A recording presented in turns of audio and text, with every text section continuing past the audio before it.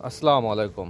প্রধান উপদেষ্টা চীন সফরকে কেন্দ্র করে বাংলাদেশের মানুষের যে চাওয়া পাওয়া ছিল যে আসলে চীনের সাথে আমাদের একটা সাময়িক সহযোগিতার একটা চুক্তি হতে পারে বা বিভিন্ন গুরুত্বপূর্ণ কিছু চুক্তি হবে, কিন্তু সেই জায়গা থেকে বোধহয় আসলে তেমনটা আমরা কোনো কিছু পাবো বলে আমার কাছে মনে হইতেছে না। কী কারণে মনে হইতেছে না, আপনারা হয়তো অনেকেই জানেন না যে এইটা হচ্ছে আপনার 26 তারিখেই প্রধান উপদেষ্টা চীন সফরে যাওয়ার আগে আপনার আমেরিকা থেকে প্রায় 6 জন কমান্ডার এসেছে এবং 6 জন কমান্ডার এসে প্রধান উপদেষ্টার সাথে রুদ্ধদ্বারে একটা বৈঠক করেছে এবং সেই বৈঠকে হয়তো কিছু কিছু বিষয়ে আমেরিকার কিছু প্রেসক্রিপশন দিয়ে দিছে যে আপনি চীন যাইতেছেন যান, কোনো সমস্যা নাই, কিন্তু চীনের সাথে এই চুক্তিগুলো অবশ্যই করা যাবে না, এই ধরনের প্রেসক্রিপশন হয়তো দিতে পারে।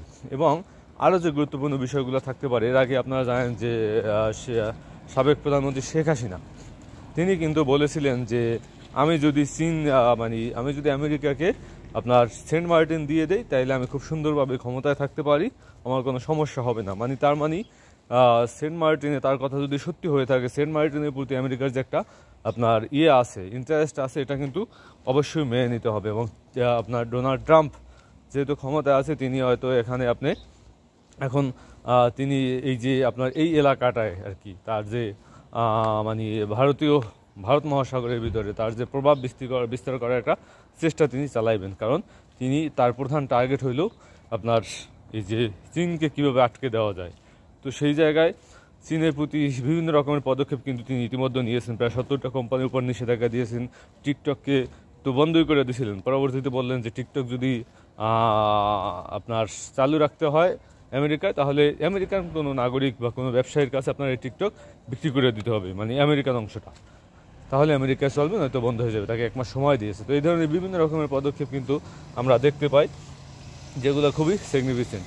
তো সেই জায়গায় এখন আমাদের কি করণীয়? আমাদের অবশ্যই একটি মধ্যম পন্থা আপনার অবলম্বন করতে হবে। কোনোভাবেই আপনার চায়নাকে যেন কোনোভাবেই অখুশি করা না হয় বা চায়নার বিরুদ্ধে গিয়ে যেতে আমরা কোনো পদক্ষেপ না নেই। এর কারণ হলো যে চায়নার বিরুদ্ধে গিয়ে আপনি যদি পদক্ষেপ নেন, এটা হবে আপনার নিজ পায়ে নিজে কুড়াল মারা। কারণ আপনার ইউক্রেনের অবস্থা দেখেন, আমেরিকার ফাঁদে পরে ইউক্রেন কিন্তু শেষ, একেবারে ধ্বংস হয়ে গেছে।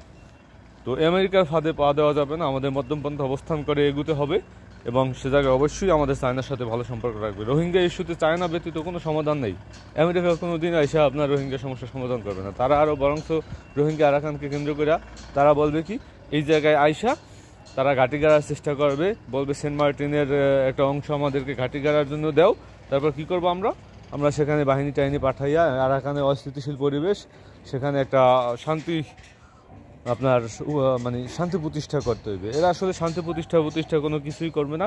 এরা জাস্ট একটা ঘাঁটি চাইতেছে এই ভারত মহাসাগরকে দখল করার জন্য। তো ভারত মহাসাগরের পাশাপাশি যদি একটা ঘাঁটি পাওয়া যায়, সেখানে ওই আরাকানদেরকে অস্ত্র দিয়া তারপর বিভিন্নভাবে কখনো ভারতকে ডিস্টার্ব করবে, কখনো চায়নাকে ডিস্টার্ব করবে এবং সেটা আমাদেরকেও ডিস্টার্ব করতে পারে। তো সেই জায়গা থেকে অবশ্যই ভূমি বা আমেরিকানদের তো কোনোভাবেই বাংলাদেশে জায়গা দেওয়া যাবেই না, তারা যদিও কোনো ঘাঁটি চাইতে পারে।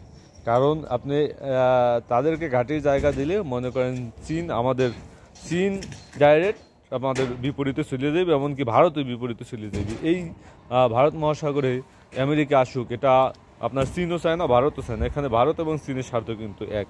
তো সেই জায়গায় আমরা যেন বিপদে না পড়ি, কারণ এই ইন্দো প্যাসিফিক অঞ্চলে চীনের গুরুত্ব আছে। চীনকে হাতে রেখে আমাদের কাজ করতে হবে, বিশেষ করে রোহিঙ্গা ইস্যুতে। তো এই জায়গাগুলো আসলে আমরা আমাদের প্রধান উপদেষ্টা কীভাবে দেখেন, তিনি কীভাবে আমেরিকান এবং এই চীনকে দুটো রাষ্ট্রের সাথে হ্যান্ডেল করেন, এটা এখন দেখার বিষয়। তো আমরা চেয়েছিলাম যে একটা সাময়িক চুক্তি হবে, একটা সাময়িক কারখানা বাংলাদেশে হবে।